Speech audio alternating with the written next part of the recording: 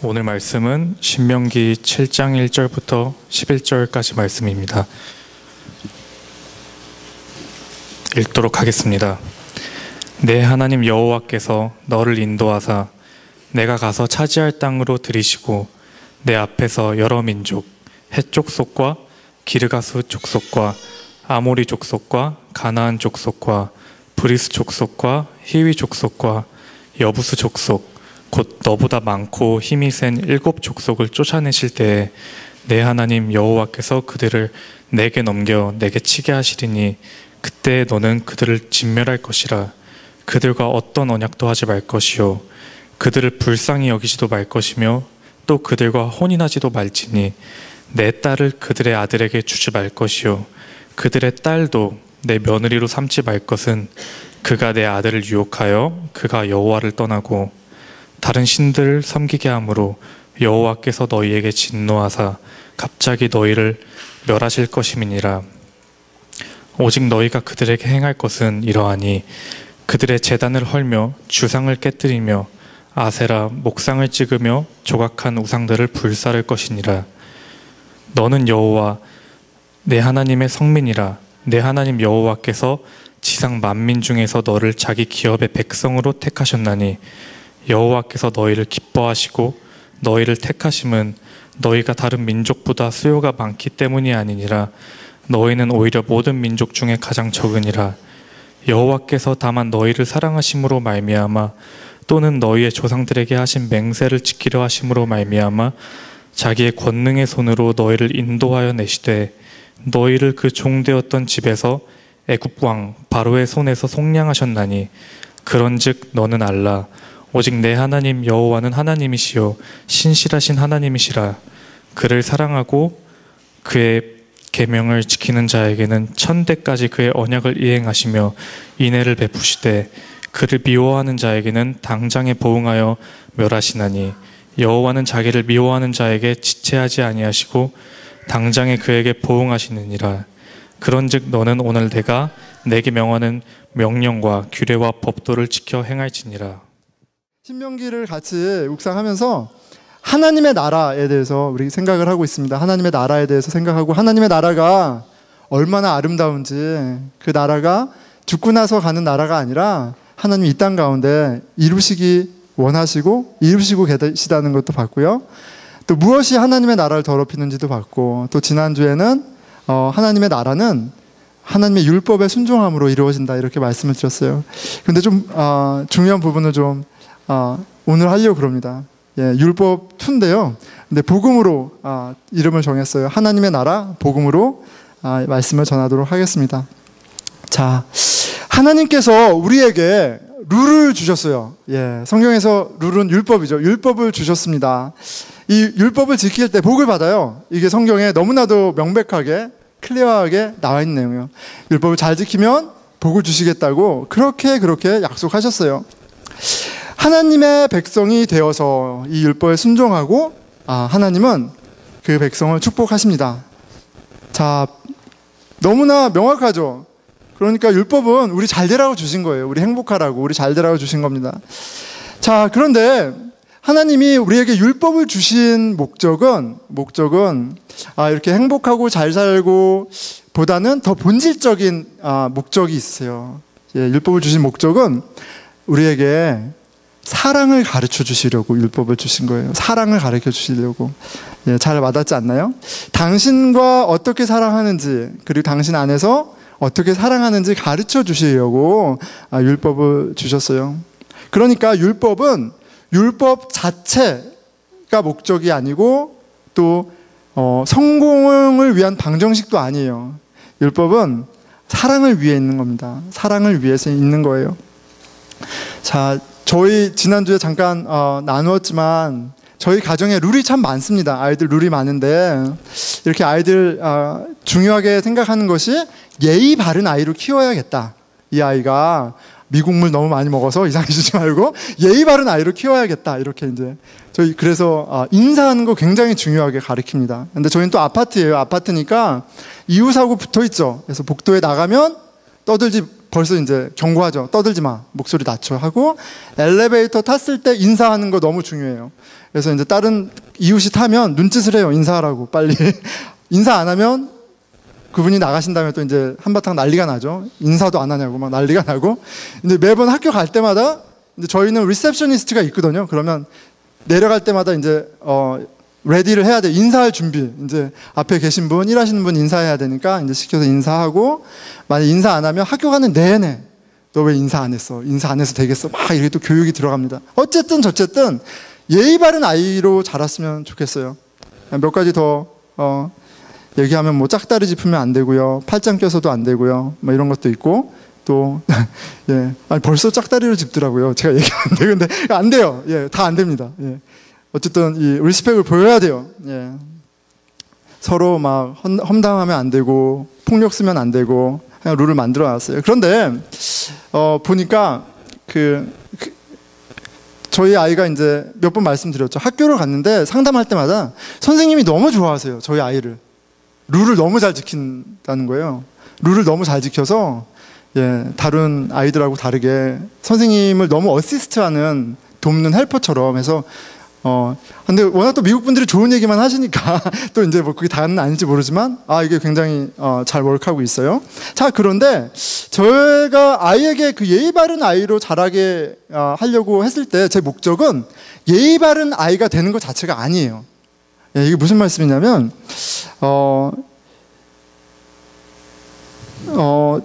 이 아이를 예의 바른 사람 자체로 만드는 것이 목적이 아니라 어떻게 사랑하는지 그 방법을 아는 아이로 키우기 위해서 그렇게 하는 거예요.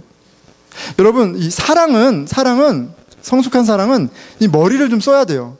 상대방을 배려해야 돼요. 내가 원하는 방식으로 내 감정에 따라서 하는 사랑은 그것도 사랑이죠. 베이비들은 그렇게 하잖아요. 그런데 실은 이게 굉장히 머리가 의식적인 행위예요. 누군가를 사랑하는 것은, 성숙하는 것은 나의 욕망을 제어하고 다른 사람의 필요에 민감한 이런 거죠.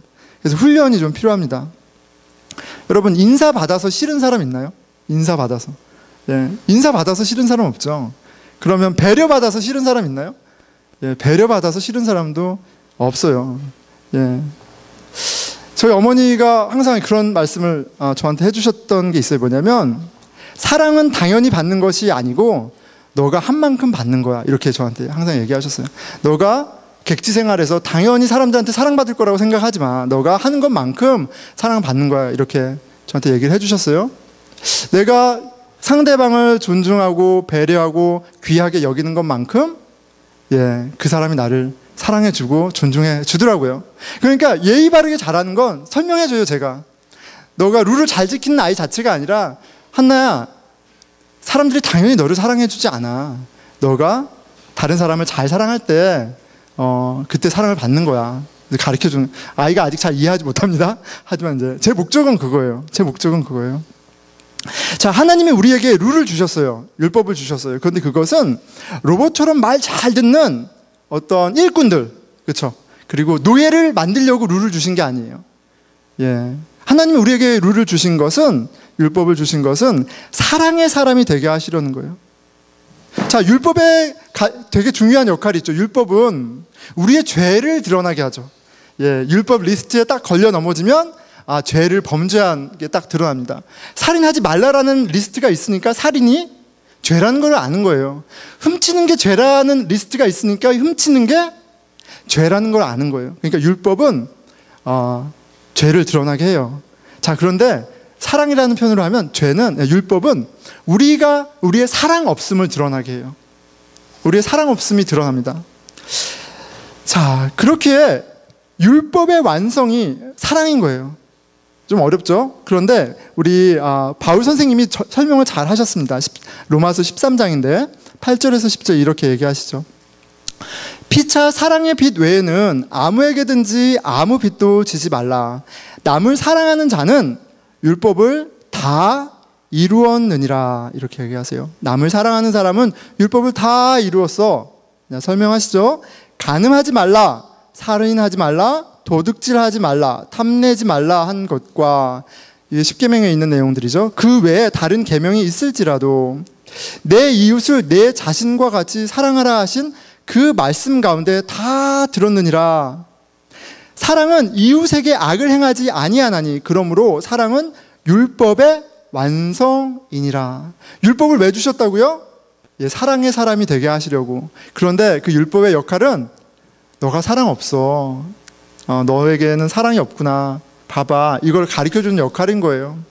그런데 반대로 우리가 사랑할 때 실은 율법에서 얘기하는 그 디테일한 모든 계명들을 다 fulfill 하는 거예요. 만족시키는 거예요. 하나님은 우리를 위해 율법을 주셨습니다. 율법을 통해 우리는 사랑을 배우는 거예요. 그렇기에 율법의 완성은 사랑이고요. 결국 하나님의 나라가 율법으로 세워지는 게 아니라 율법의 완성인 이제 사랑으로 세워지는 거예요. 율법을 지킨다고 하다가 마땅히 사랑해야 할 사람을 사랑하지 않으면 실은 더 큰 죄를 범하는 거죠. 그런 바가 있습니다. 자, 오늘 본문을 좀 보도록 하겠습니다. 오늘 본문은 이제 이스라엘이 앞으로 차지할 땅에 있는 그 사람들의 리스트를 쭉 얘기를 하시네요. 거주민들을 얘기하세요. 이름들을 나열하고 있습니다. 내 하나님 여호와께서 너를 인도하사 내가 가서 차지할 땅으로 들이시고 내 앞에서 여러 민족 헷 족속과 기르가스 족속과 아모리 족속과 가나안 족속과 브리스 족속과 히위 족속과 여부스 족속 곧 너보다 많고 힘이 센 7 족속을 쫓아내실 때 7 족속의 리스트가 나와 있어요. 그런데 이것은 그때 가나안에 이 7개의 네이션이 있었다는 이야기라기보다는 이 7은 완전수잖아요. 그러니까 이 7개의 이방 민족은 가나안 땅에 있는 모든 이방 민족을 represent 하는 거예요. 다 대표하는 거예요. 너가 그 가나안 땅에 가면 거주민들이 있는데 그런데 뭐라고 얘기했어요? 이 7 거주민들의 공통점은 있죠. 너보다 많고 힘이 센 민족이에요. 너보다 많고 힘이 센 민족. 자, 그러니까 거기에서 만난 이 7 민족은 너보다 힘이 세고 강하고 얘들만 피해. 나머지 민족은 할만해가 아니라 그 땅에 가면 누구를 만나든 어떤 민족을 만나든 너보다 약한 애는 없어. 너보다 다 강해. 이렇게 얘기를 하시는 거예요. 자, 그런데 뭐라고 얘기하세요? 그렇지만 그래서 너의 수준과 너의 형편과 너의 상황을 보면 이길 수 없는 싸움이지만 그게 너무 명백하지만 내가 다 이길 거야. 내가 먼저 가서 싸울 거야. 다 취해서 줄 거야. 자, 그런데 이 축복에는 조건이 있습니다. 컨디셔널해요. 바로 하나님의 룰을 지킬 때 주시는 거예요. 자, 2절 3절이죠. 내 하나님 여호와께서 그들을 내게 넘겨 내게 치게 하시리니 그때 너는 그들을 진멸할 것이라. completely destroy 하라고 그러세요. 그들과 어떤 언약도 하지 말 것이요 그들을 불쌍히 여기지도 말 것이며 또 그들과 혼인하지도 말지니 너의 딸을 그들의 아들에게 주지 말고 그들의 딸도 내 며느리로 삼지 말라. 은혜와 자비가 풍성하신 하나님하고는 너무나 어울리지 않는 낯설은 하나님을 보게 돼요. 진멸해라. 상종도 하지 마라. 다 컴플릿리 없애버려. 얘기하세요. 자, 그런데 이렇게 하시는 데는 이유가 있어요. 4절이죠. 그가 내 아들을 유혹하여 그가 여호와를 떠나고 다른 신들을 섬기게 함으로 여호와께서 너희에게 진노하사 갑자기 너희를 멸하실 것임이니라. 그 이방 민족이 그 이방 문화가 그 이방의 가치가 너희들에게 스며들면 너희들이 하나님을 떠나서 다른 것을 숭배하고 다른 것에 마음을 두고 다른 것을 사랑하며 살게 될 거야. 그러면 하나님 심판하셔. 그런데 이 말씀은 하나님이 갑자기 하시는 얘기가 아니라 하나님이 누차례 얘기하시던 거예요. 첫 번째 계명이 무엇입니까? 너는 나 외에는 다른 신들을 내게 두지 말지니라. 하나님이 이스라엘 백성에게 약속하신 그 풍성함은 컨디셔널한 거예요. 계명을 지킬 때 그래요. 근데 그 계명 중에 가장 첫 번째 계명이 뭡니까? 우상을 숭배하지 말라는 거예요. 우상 숭배로 빠질 수 있기 때문에 다른 민족과 다른 민족의 가치와 다른 민족의 사람과 상종하지 말라. 이렇게 얘기를 하시는 겁니다. 만약에 우상을 숭배했을 땐 약속에 따라 심판이 있기 때문이에요. 우상 숭배는 하나님이 금지하는 가장 근본적이고 기본적인 죄악입니다. 하나님의 자리를 훔치는 반역이죠. 하나님의 왕 되심을 거부하는 것이고 남편을 두고 바람을 피는 간음이에요. 영적인 간음이에요. 심판을 받는 것이 당연합니다. 자, 그렇게 너무나도 분명한 이방 민족에 대해서 취해야 할 태도와 행동은 너무나 분명하죠. 5절입니다. 오직 너희가 그들에게 행할 것은 이러한 것들의 제단을 헐며 주상을 깨트리며 아세라 목상을 찍으며 조각한 우상들을 불사를 것이니라. 하나님을 대신하는 가짜신 우상은 용납할 수도 포용할 수도 없습니다. 이 가짜신은 그냥 둘 수가 없어요. 마태복음에 예수님께서 You cannot serve two masters. Love one, despise the other. 이렇게 얘기하세요. 너가 하나님을 예배하고 사랑하면 그 나머지 우상들을 그냥 뉴트럴한 관계가 아니라 우상을 멸시하는 데스파이즈하게 돼. 둘 중에 하나 선택해. 예수님 얘기하시죠. 우상은 겸하여 섬길 수 없는 것이에요. 사도행전 17장에 바울은 성령에 충만했던 하나님을 예배했던 바울은 에덴에 갔을 때 우상을 보고 이런 반응을 합니다. 17장 16절이에요. 바울이 아덴에서 그들을 기다리다가 그 성에 우상이 가득한 것을 보고 마음에 격분하여. 우상을 보고 마음에 격분했어요. 우상들이 해코지한 것도 아니에요. 근데 마음에 격분했어요. 우상들을 혐오했어요. 하나님을 밀치고 우상이 주인 행세를 하는 자리, 그것이 어떤 것인지, 그것이 어떠한 더러움인지, 얼마나 냄새나는 건지를 안다면, 그러면 바울과 마찬가지로 우상을 보았을 때 우리도 그럴 거예요. 하나님이 아닌 것이 우리 삶의 가치가 되었을 때, 하나님을 예배하는 것이 아니라 다른 것을 사랑할 때, 어김없이 그 자리에는 인격 말살이, 디휴머니제이션이 일어나요. 왜 무슨 말이냐면 이런 겁니다. 돈을 사랑하게 되면, 돈이 우상이 되면 돈의 많고 적음에 따라 사람을 판단해요. 돈이 많은 사람은 가치 있는 사람이고 돈이 적은 사람은 가치 없는 사람이 되어버려요. 학벌이 중요한 우상이 되어버리면 세상에서 인정하는 학교를 다니는 사람, 속해 있는 사람은 가치 있는 사람이 돼버리고 그 학교 가까이 못 간 사람은 가치 없는 사람이 돼버려요. 세상에서 말하는 미의 기준이 우상이 되면 키가 이 정도가 안 되고 아니면 몸무게가 이 정도가 안 되고 하여튼 무엇이 되었던 그런 것들로 하나님의 형상인 존귀한 대상들을 저울질하고 가치 매기고 그런 일들이 일어나는 거죠. 그냥 그거는 있는 그대로 뉴트럴한 것이었는데 부분적인 것이 절대적인 것이 될 때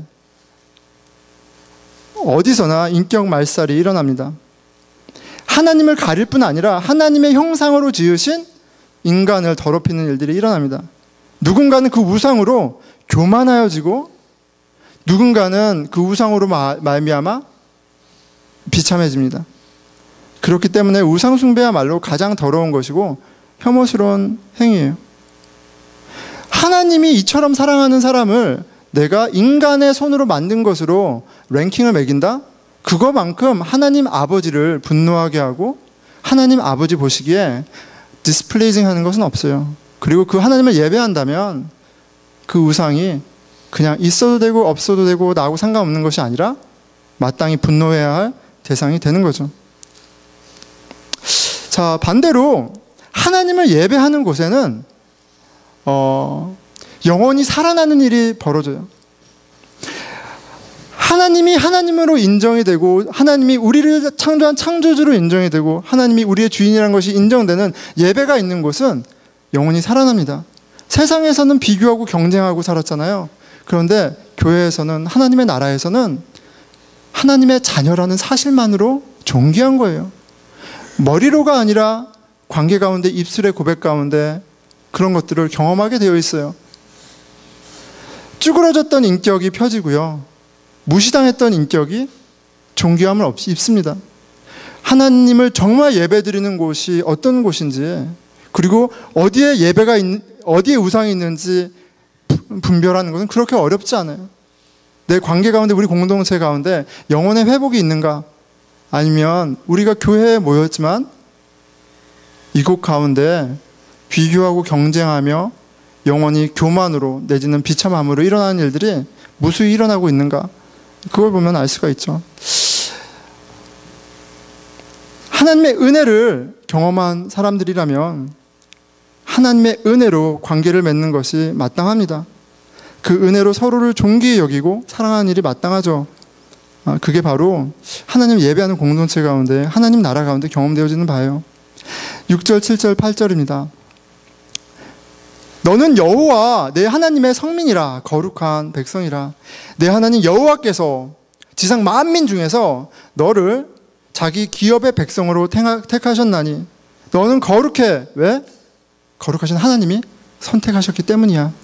7절, 여호와께서 너희를 기뻐하시고 너희를 택하심은 너희가 다른 민족보다 수요가 많기 때문이 아니라 너희는 오히려 모든 민족 중에 가장 적으니라.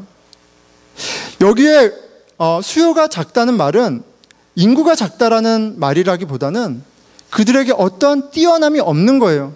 도덕적인 뛰어남, 지적인 뛰어남, 음악적인 뛰어남, 여하튼 자랑할 것이 하나도 없는 그런 인생들이에요. 그런데 하나님이 그의 사랑하심으로, 그의 조상에게 약속하신 그 약속의 신실하심으로 그들을 거룩한 백성으로 삼으셨어요. 전적인 은혜인 거죠. 여호와께서 다만 너희를 사랑하심으로 말미암아, 또는 너희의 조상들에게 하신 맹세를 지키려 하심으로 말미암아 자기의 권능의 손으로 너희를 인도하여 내시되 너희를 그 종 되었던 집에서 애굽 왕 바로의 손에서 속량하셨나니. 이스라엘 백성이 어떻게 하나님의 백성이 되었고 어떻게 자유를 경험했고 어떻게 율법을 받게 되었는지 안다면, 기억한다면 하나님을 예배하고 하나님을 사랑하는 건 너무나 당연한 거예요. 너 이거 안 지키면 벌 받아서가 아니라 하나님의 선하심을 경험했잖아요. 내가 쓸모 있어서, 내가 부릴만 해서, 내가 가치 있어서가 아니라 가장 불쌍해서 나를 거둬준 거 아니에요. 그럼 그렇게 좋은 분이 어디 있어요? 마땅히 예배드리고 마땅히 사랑하고 그 좋은 분이 명령하는 거라면 나를 위한 것일 테니 마땅히 따르는 게 맞겠죠. 그 얘기를 하는 거예요. 7장 9절, 그런즉 너는 알라 오직 내 하나님 여호와는 하나님이시요 신실하신 하나님이시라. 그를 사랑하고 그의 계명을 지키는 자에게는 천대까지 그의 언약을 이행하시며 인애를 베푸시되. 하나님의 약속을 꼭 지키시는 분입니다. 자신을 사랑하는 자들, 그래서 그의 계명을 지키는 자, 율법을 지키는 자에게 무한한 사랑과 축복을 베푸시는 분이에요. 하지만 약속을 어기는 자들에 대해서는 분명히 심판하시는 분입니다. 10절, 그를 미워하는 자에게는 당장에 보응하며 멸하시나니 여호와는 자기를 미워하는 자에게 지체하지 아니하시고 당장에 그에게 보응하시느니라. 갑자기 하나님이 그냥 잘 해주시다가 갑자기 이렇게 돌변하시는 것이 아니라 처음부터 하시던 말씀이에요. 난 너희 하나님에 대해서 너를 축복하고, 하지만 너희가 배신했을 때, 율법을 어겼을 때 나는 심판할 거야. 이 얘기는 항상 하시던 말씀이고 여기서 다시 얘기하시는 바입니다. 자, 그래서 모세는 이렇게 권하고 있어요. 11절, 그런즉 너는 오늘 내가 내게 명하는 명령과 규례와 법도를, 이 하나님의 룰을 지켜 행할지니라. 너희를 위한 것이 너무나도 명백하니까 누가 주셨는지를 보고 그 약속에 대한 신실하심을 봤을 때 이 법, 이 룰을 마땅히 지켜야 되지 않겠니? 꼭 지켜, 이렇게 얘기를 하는 거죠. 여러분, 저와 여러분은 하나님의 명령, 하나님의 말씀이 어떤 의미가 있습니까? 반드시 지켜야 할 그런 소중한 생명의 말씀인가요? 아니면 가까이는 있지만 내 삶과 전혀 상관이 없는 그런 말씀인가요? 오늘 신명기 말씀을 통해서 이 하나님의 말씀, 이 하나님의 룰에 대한, 율법에 대한 여러분과 저희 태도가 좀 바뀌어지기를 축원합니다. 우리 가정을, 내 영혼을, 공동체를 살리는 이 땅 가운데 하나님의 나라를 이루는 하나님의 방법이에요. 자, 이렇게 신명기를 통해서, 역사를 통해서 하나님은 당신의 백성을 위한 분이시고 축복하기 원하는 것을 그렇게 보여주셨지만 이스라엘은 거듭거듭 율법을 어깁니다. 하나님 배반해요. 그리고 그 포인트가, 하이라이트가 뭐냐면 우상 숭배예요. 우상 숭배. 나라가 세워진 지 500년도 되지 않아서 나라가 완전히 망했죠. 722년, 586년 다 망했어요. 북이스라엘, 남유다 다 망했어요. 자, 그런데 그 북이스라엘과 남유다에 않았어요. 제사장이 없지 않았고요. 율법이 없지 않았어요. 특히 남유다는 성전이 없지 않았어요. 모든 종교적인 것들이 다 있었어요. 절기도 다 지켰고요. 헌금도 다 했어요. 그런데 우상을 겸하여 섬긴 게 문제였던 거예요. 우상을 겸하여 섬긴 건 우상 숭배를 한 거예요. 그리고 그 우상 숭배로 말미암아 심판을 받았어요. 자, 역사적으로 그런 레슨을 받은 유대인들, 나라 잃은 지 이제 500년이 된 유대인들, 예수님 시대 때의 유대인들에게 하나님의 말씀은 어떤 의미가 있었겠어요? 목숨을 걸고 지키고 따라야 할 생명과 같았죠. 자, 그런데 하나님께서 그렇게 율법을 열심히 지키는 그 이스라엘의 믿음을 보고 구원하신 게 아니라 구원자 예수 그리스도를 보내셔서 은혜로 우리를 구원하십니다. 이제 예수님을 하나님의 아들로 고백하는 자들에게 하나님의 자녀가 되는 권세를, 하나님의 나라를 주셨어요. 요한복음 1장 12절이죠. 영접하는 자, 곧 그 이름을 믿는 자들에게는 하나님의 자녀가 되는 권세를 주셨으니, 하나님의 나라를 선물로 우리는 받았습니다. 율법을 지키고 안 지키고를 떠나서, 아니 율법을 지키지 못해서 우상을 섬겨서 하나님의 심판을 받아야 마땅한 우리가 그 심판을 대신 받은 예수 그리스도를 믿음으로 우리가 복을 받게 되었어요. 이 복음을 믿음으로 구원받게 되었어요. 그런데 여전히 이 축복을 누리기 위해 우리가 해야 할 것이 있습니다. 그것은 바로 예수 그리스도 안에 있는 거예요. 예수 그리스도 안에서 예수님의 계명에 따라 사는 거예요.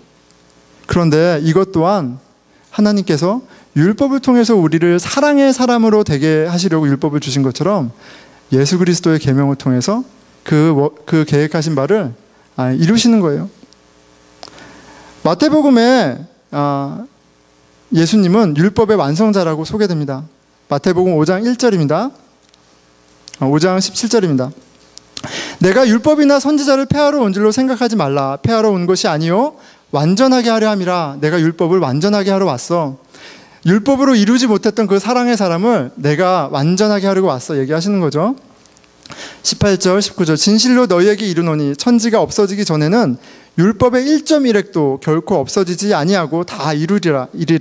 그러므로 누구든지 이 계명 중에 지극히 작은 것 하나라도 버리고 또 그같이 사람을 가르치는 자는 천국에서 지극히 작다 일컬음을 받을 것이요 누구든지 이를 행하며 가르치는 자는 천국에서 크다 일컬음을 받으리라.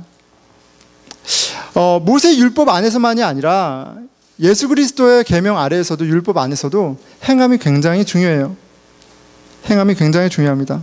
예수님은 율법을 폐하러 오신 게 아니라 이제 은혜 가운데 너 마음대로 살아가 아니라 이제 은혜 가운데 하나님의 사람으로 살게 하시려고 오셨어요. 율법이 하지 못하던 거를 당신이 하시려고 오신 거예요. 자, 그게 어떠한 것인지 이어서 설명해 주십니다. 21절 옛사람에게 말한 바 살인하지 말라. 누구든지 살인하면 심판을 받게 되리라 하였다는 것을 너희가 들었으나, 이 옛사람에게 말한 바는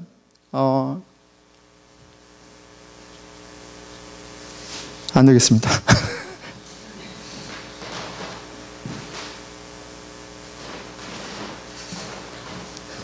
여러분, 이렇게 힘든 날은 설교가 짧아야 돼요. 저는 그렇게 생각합니다. 그런데 죄송합니다. 중요하기 때문에 여러분 듣는 자는 복이 있을 거예요. 예, 길게 하겠습니다. 예, 자, 모세의 율법과 예수님이 주시는 그 완성된 율법을 비교하시면서 하나님이 원하시는 바를 너무나도 명확하게 얘기해 주세요. 21절이죠. 옛 사람에게 말한 바 살인하지 말라. 누구든지 살인하면 심판을 받게 되리라. 이거는 모세의 율법에 있는 10계명 중에 6번째 계명이에요. 살인하는 자? 그러면 심판받아. 이렇게 얘기하셨어요. 그렇죠? 하나님의 형상으로 지은 달인 인생을 내가 죽인다? 이것은 하나님을 멸시하는 거예요. 하나님 바이올레이트 하는 거죠. 당연히 그런 사람에게 하나님을 사랑한다는 것을 찾아볼 수도 없는 거예요. 예, 그런 맥락이 있죠. 자, 그런데 이렇게 얘기하세요. 22절. 나는 너희에게 이르노니 형제에게 노하는 자마다 심판을 받게 되고 형제를 대하여 라가라 하는 자는 공회에 잡혀가게 되고 미련한 놈이라 하는 자는 지옥불에 들어가게 되리라. 자, 살인에 관해서 나는 살인에 대해서 이렇게 생각해 하면서 세 가지를 얘기하시는 거예요. 내가 생각하는 살인은 이런 거야. 형제에 대해 노하는 거, 형제에 대해 라가, 바보라고 하는 거, 그리고 미련한 놈이라고 하는 거. 누군가를 룩다운하는 것. 세 가지 다른 케이스지만 같은 케이스죠. 그게 살인이야. 이렇게 얘기를 하세요. 하나님은 율법을 통해서 우리가 얼마나 하나님과 마음이 멀어졌는지를 실은 가르쳐 주세요. 근데 예수님의 율법은, 계명은 더욱더 명확하죠. 너가 다른 사람을 해코지하지 않는 정도가 아니라 다른 사람을 사랑하지 않으면 그게 살인죄야. 이렇게까지 얘기를 하시는 거예요. 예수님 안에서 누군가를 룩다운한다. 살인죄를 범한 겁니다. 누군가에게 음란한 마음을 품는다. 간음한 죄를 범한 거예요. 예수님의 법이 모세의 법보다 훨씬 더 기준이 높습니다. 여러분 어떠세요? 예수님의 기준 감당할 수 있습니까? 그 율법을 지킬 수 있나요? 예수님께서 저희에게 새 계명을 주셨다고 말씀하세요. 요한복음 15장 10절이죠. 내가 아버지의 계명을 지켜 그의 사랑 안에 거하는 것 같이 너희도 계명을 지키면 내 사랑 안에 거하리라. 내가 이것을 너희에게 이름은 내 기쁨이 너희 안에 있어 너희 기쁨을 충만하게 하려 함이라. 내 계명은 내가 너희를 사랑한 것 같이 너희도 서로 사랑하라 하는 이것이니라. 이게 하나님의 계명입니다. 하나님을 온 마음 다해, 온 힘 다해, 온 영 다해 사랑하고 내 이웃을 내 몸처럼 사랑하라. 이것이 하나님의 자녀가 반드시 지켜야 할 예수 그리스도 안에서, 복음 안에서 밝혀지는 하나님의 마음이에요. 이 율법을 지키지 못한다면 축복은 없습니다.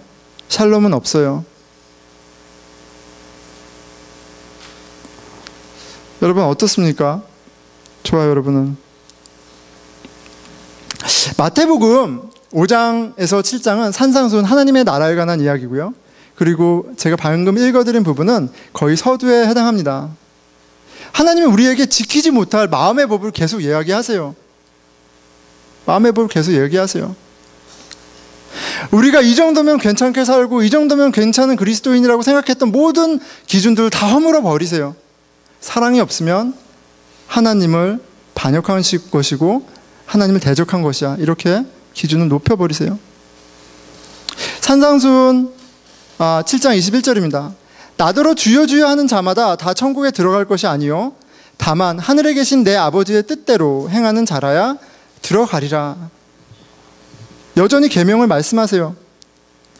나더러 주여 주여 하는 자마다, 그러니까 이 대상은 교회 밖에 있는 사람이 아니라 예수님이 하나님의 아들인 것을 알고 고백하는 사람들에게 얘기하시는 거예요. 교회 생활이 너무나도 익숙한 사람들에게 얘기하는 거예요. 심지어 성경이 익숙한 사람들에게 얘기하는 거예요. 주여 주여 하는 자마다 다 천국에 들어갈 것이 아니요 하나님 나라에 가는 것이 아니요 하나님 나라를 이 땅 가운데 누리는 것이 아니라고 얘기하세요. 다만 내 아버지의 뜻대로 행하는 자, 아버지의 뜻대로 행하는 자, 머리로 아는 것으로 부족합니다. 알고 진정으로 깨달아 알고 따라야 돼요. 22절에 그날에 많은 사람이 나더러 이르되 주여 주여 우리가 주의 이름으로 선지자 노릇하며 주의 이름으로 귀신을 쫓아내며 주의 이름으로 많은 권능을 행하지 아니하였나이까 하리니. 너희들은 나하고 상관없어 라고 얘기하니까 그 사람들이 당황하죠. 당황했어요. 주여 주여, 내가 주님의 이름으로 주님을 위해서 사는 게 너무나도 명백하잖아요. 주의 이름으로 선지자 노릇 했대요. 선지자 노릇이 뭐예요? 하나님의 말씀을 대언한 거잖아요. 설교, 성경 공부 가르치는 것, 무엇이 되었던, 신학교 교수가 되었던, 무엇이 되었던, 내가 주의 이름으로 선지자 노릇을 해서 진리를 가르치고 진리를 목 터지게 고백하고 살아왔어요 라고 얘기하는 거예요. 주의 이름으로 귀신을 내어 쫓고 주의 이름으로 많은 권능을 행하지 아니하였나이까? 내가 주의 이름으로 좋은 일 많이 하고 교회 건물도 세우고 많은 사역도 하고 내가 하나님 나라를 위해서 이렇게 열심히 일했는데 어떻게 제가 구원받을 수 없다고 얘기하시나요? 이렇게 얘기하는 거죠. 그런데 더 기가 막힌 말씀을 하세요. 23절이죠.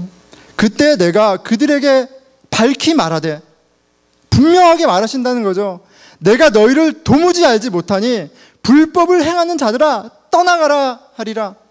교회 밖에서 자신의 정욕대로 세상의 명예와 부와 누가 봐도 명백한 우상들을 쫓아 살던 사람들에게 이 불법을 행하는 자들아 떠나가라, 심판이 있다라고 얘기하시는 게 아니라 교회 울타리 안에서 율법을 열심히 지키면서 교회 생활 열심히 하는 사람들에게 얘기를 하시는 거예요.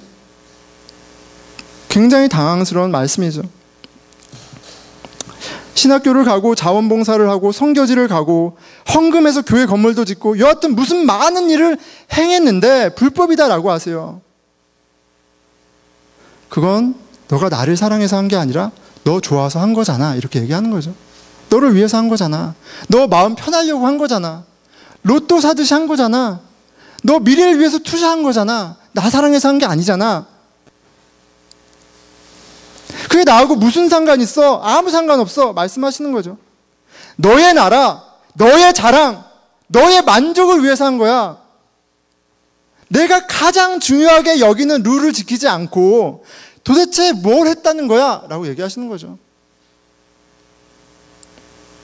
24절, 그러므로 누구든지 나의 이 말을 듣고 행하는 자는 그 집을 반석 위에 지은 지혜로운 사람 같으니, 나의 이 말을 듣고 행하는 자, 내가 마태복음 5장에서 7장에 이르기까지 내가 한 그 말을 듣고 행하는 거, 내 이름을 빌려서 네가 원하는 거 막 하는 거 말고 내가 말한 거, 내가 말한 룰, 내가 원하는 그거를 행해야지 구원이 있는 거야. 5장 43절에 내 이웃을 사랑하고 내 원수를 미워하라 하였다는 것을 너희가 들었으나, 44절, 나는 너희에게 이르노니 너희 원수를 사랑하며 너희를 박해하는 자를 위해 기도하라. 이같이 한즉 하늘에 계신 너희 아버지의 아들들이 되리니 이는 하나님이 그 해를 악인과 선인에게 비추시며 비를 의로운 자와 불의한 자에게 내려주심이라.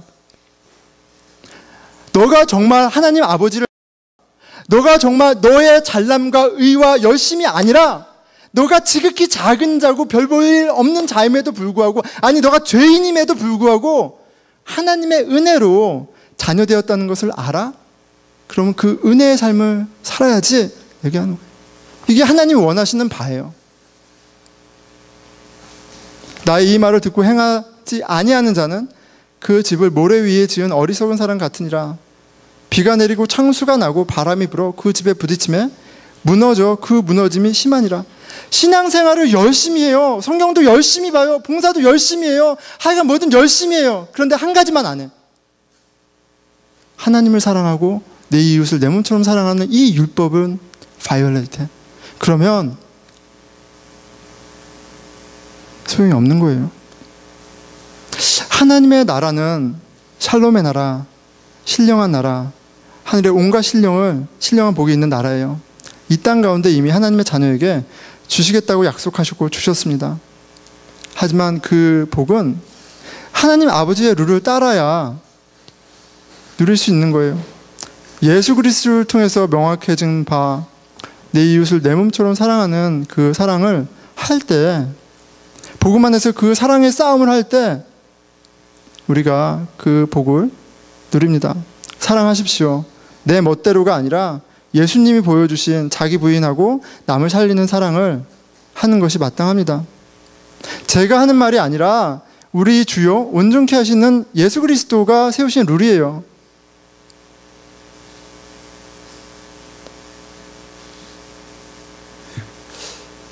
마태복음 5장 3절 산상분의 도입입니다. 심령이 가난한 자는 복이 있나니 하나님의 나라 천국이 저희 것이며.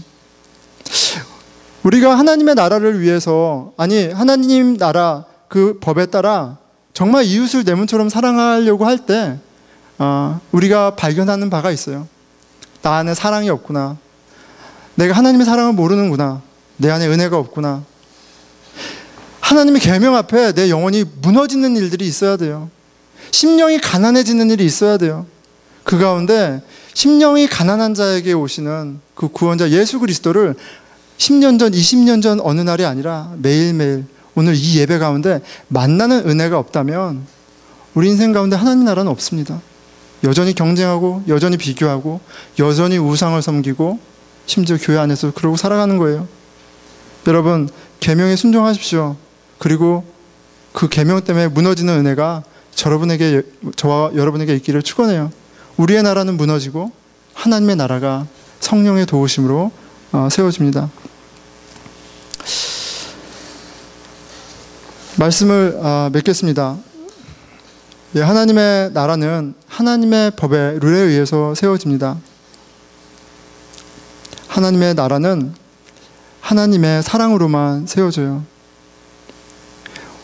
하나님의 그 법이 우리의 사랑 없음, 우리의 우상들을 드러나게 하고, 그리고 하나님의 말씀이 우리의 우상들을 무너뜨리는 가운데 오직 하나님의 은혜로만 우리 인생이, 우리 공동체가 세워지게 됩니다.